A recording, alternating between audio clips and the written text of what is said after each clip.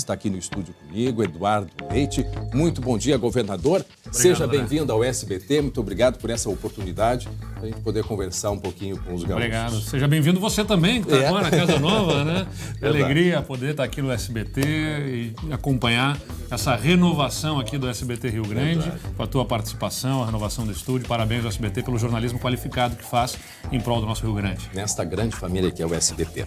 Muito bem, governador. Vamos então às nossas questões. Temos pouco tempo e muitos assuntos. Hoje as manchetes destacam o rombo nas contas estaduais. 2,27 bilhões. A pergunta que eu lhe faço, somente com a venda de estatais e também com as mudanças na Previdência aqui do Estado, vai se conseguir mudar esse quadro? Porque a situação, como a gente pode ver, já se tinha essa previsão, é caótica. A pergunta está muito bem colocada, André, para chamar a atenção justamente de que não é somente com uma ou duas ou três ações. É um conjunto de ações que precisam ser empreendidas para o nosso Estado poder superar esse quadro fiscal, ou seja, esse desequilíbrio nas contas em que a gente gasta mais do que arrecada.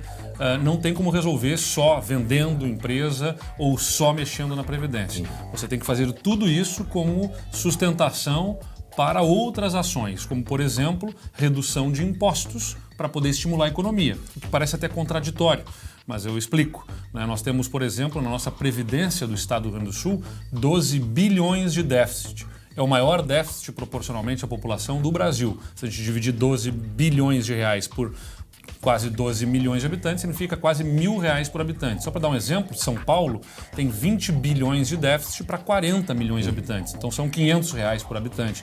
É mais ou menos a média dos outros estados do Brasil. R$500, R$600 por habitante de déficit do sistema previdenciário.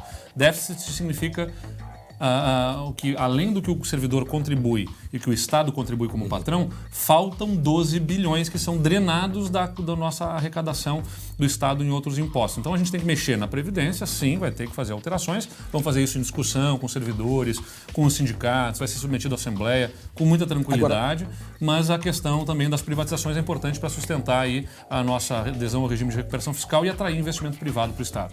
Agora, essa questão que o senhor ia ser apresentado em agosto, mas parece que foi adiado, a questão da reforma previdenciária e também de outras questões para enxugar o gasto do Estado. E, estrategicamente, isso vai ser apresentado quando? Nós estamos aguardando a definição no Senado da República agora, né? Amanhã eu, inclusive, estou indo a Brasília. Amanhã nós temos reunião do Fórum dos Governadores e vamos acompanhar a tramitação na Câmara dos Deputados da reforma da Previdência. Vai para o Senado.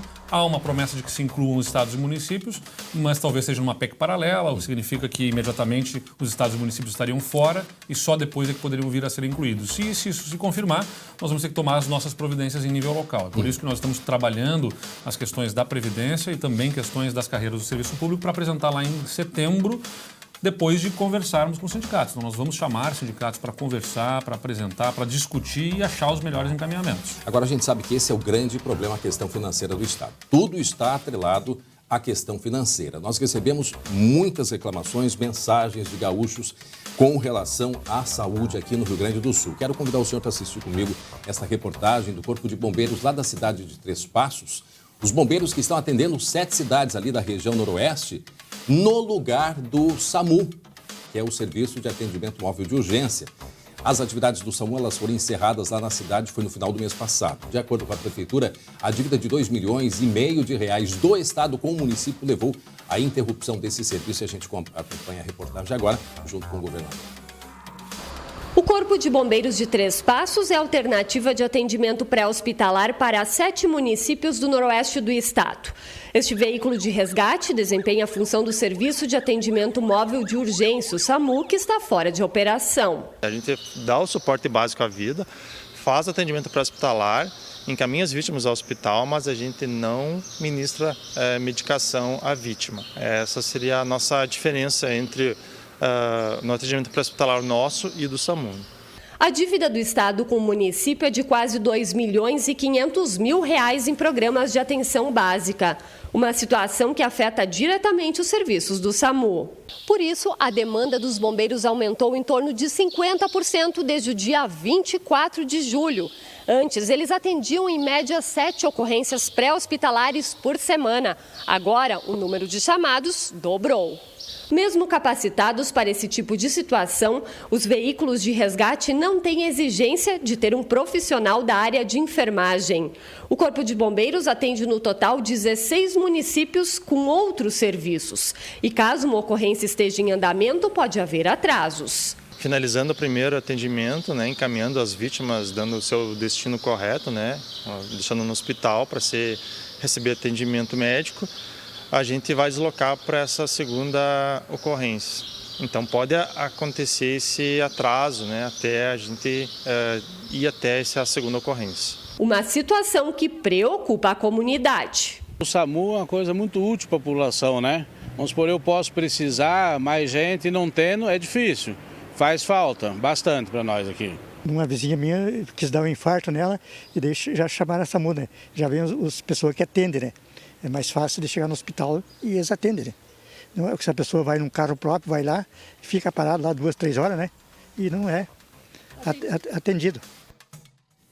A Secretaria Estadual de Saúde afirma que repassou R$ 673 mil para o Fundo Municipal de Saúde de Três Passos. O dinheiro é destinado para atender o SAMU, entre outros programas. O Estado afirma que há uma dívida de R$ 443 mil referente ao ano passado, que está sendo paga em 16 parcelas. Então, exatamente. Nós assumimos o governo, André, com R$ 1 bilhão de dívidas na saúde, dos quais R$ 500 milhões sequer tinham sido empenhados.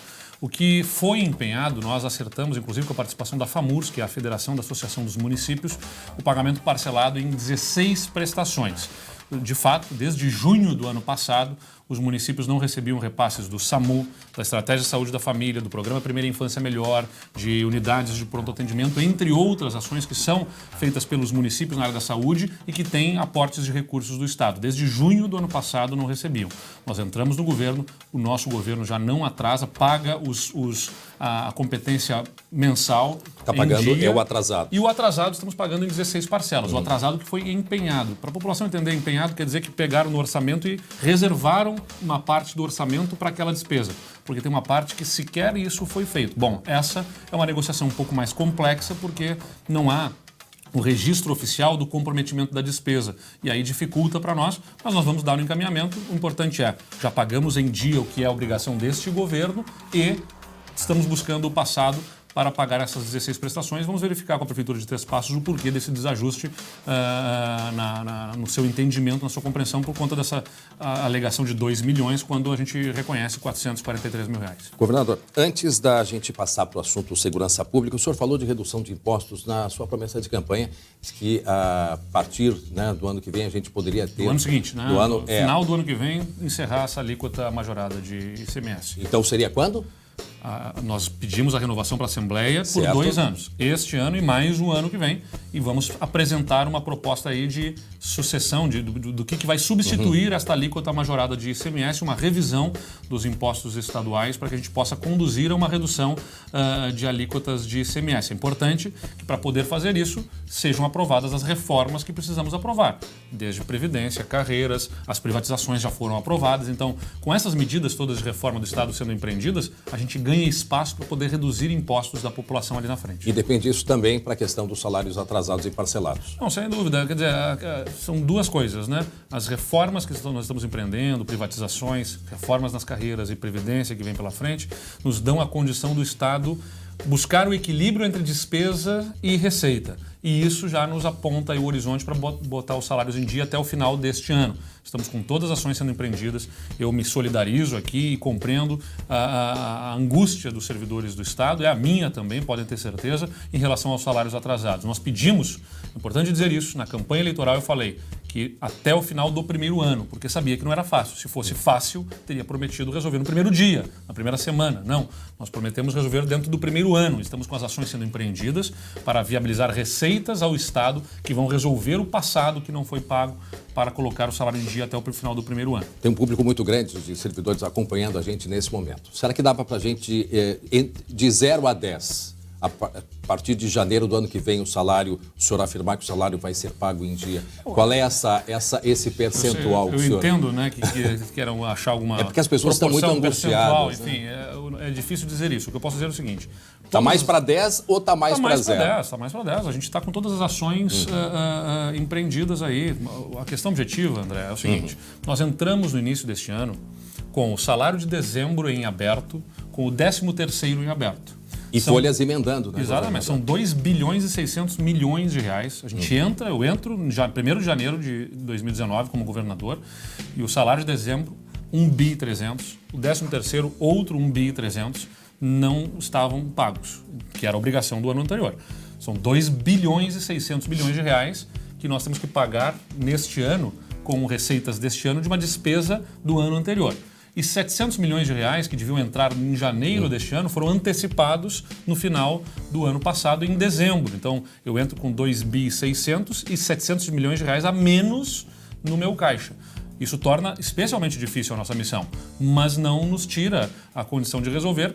Se eu tenho que pagar despesas do passado, de mais de 2 bilhões e 600 só em salários, chegou a quase 5 bilhões de reais no total, somando a saúde, que a gente já falou aqui, eu preciso viabilizar a minha receita, ela é a mesma sempre. Então eu preciso viabilizar uma receita extraordinária. Nós estamos empreendendo ações que vão viabilizar receitas ao Estado para resolver o passado e voltar a pagar o salário em dia. E isso acontece dentro deste ano. Esta é o ápice da crise financeira do Rio Grande do Sul ou ainda pode piorar? Não, estamos passando pelo pior momento, seguramente, porque nós tínhamos até aqui junho as receitas ainda do IPVA. As receitas do IPVA, a maior parte delas se encerraram ali em junho, então nós entramos julho, agosto, atravessando um momento mais difícil. Entre setembro, né, e outubro a gente tem aí a perspectiva de viabilizar essas novas receitas ao Estado, que aí vão nos ajudar a limpar o passado e aí apontar para o final do ano com o pagamento dos salários em dia. Esta é a nossa disposição, esse é o nosso trabalho firme no governo do Estado, né, e esperamos que não haja nenhuma novidade negativa que nos impeça de conduzir esse processo. Segurança pública. A gente tem aí sabemos que não tem horário, não tem mais local, a questão da guerra, do tráfico. Tivemos ontem um ônibus incendiado na zona norte aqui de Porto Alegre. E a situação da segurança ela é uma das questões essenciais aqui no Estado. O que a gente, sabemos que tem mais 2 mil policiais agora, né? Mas tem policiais também se aposentando, saindo, né? Tem todas estas questões. O que o senhor pode nos dizer? Os números continuam muito altos. Bom, mesmo comparando com o ano passado, houve uma redução, mas ainda são números assustadores. Seguramente, né? Quando a gente comemora que no primeiro semestre deste ano, pela primeira vez nos últimos quase 10 anos, o Estado teve menos de 1.000 homicídios, ainda assim teve quase 1.000 homicídios. Isso evidentemente não nos deixa satisfeitos, mas é bom lembrar, em 2017, ou seja, há 2 anos atrás, foram 1.700 homicídios, ou seja, 700 vidas foram poupadas por um trabalho firme, decisivo da nossa polícia militar, com a polícia civil, que está ajudando a reduzir todos os indicadores. Veículos roubados foram menos 34% nesse primeiro semestre do que o primeiro semestre do ano passado. Significam 3.200 veículos que deixaram de ser roubados neste primeiro semestre do ano. E agora, com o reforço de efetivo, a gente tem a expectativa de poder reduzir ainda mais esses números. Esse número de mortes de policiais aqui no Rio Grande do Sul, governador, que análise o senhor faz a respeito disso? Aí no último um mês e meio, tivemos aí pelo menos 3, 4 mortes. É claro que nós lamentamos profundamente, né? E quando nas formaturas eu faço questão de frisar. O nosso hino nacional, né? Ele diz que quando se ergue a clava forte da justiça, verás que um filho teu não foge à luta. Esses policiais são esses filhos desta terra que não fogem à luta, enfrentam a criminalidade. O que está acontecendo? As mortes não tiveram interconexão, não tiveram uma relação de alguma ação orquestrada para enfrentamento da polícia, para provocar morte de policiais. Mas há, de fato, mais polícia na rua, há, de fato, mais intensidade de enfrentamento por parte da polícia que a expõe a este risco. E nós trabalhamos para reduzir esses riscos. Tem investimento sendo feito aí com apoio da iniciativa privada no PSEG, que começa a ser feita a arrecadação de recursos privados com apoio do Estado em redução de impostos nessas doações, viabilizar viaturas com blindagem para a Brigada Militar, equipamentos de coletes, né, de proteção estão sendo encaminhados, novos para a polícia, também com o apoio da bancada federal gaúcha, viaturas, e com recursos próprios do Estado também novas viaturas sendo colocadas. Então, vamos reforçar a estrutura da segurança para quem faz segurança no Estado. Governador, temos tantas questões, a falta de professores, se fala em 15 mil professores faltando no Rio Grande do Sul, estamos na metade do ano, tem a questão dos salários dos professores, né, a falta de professores.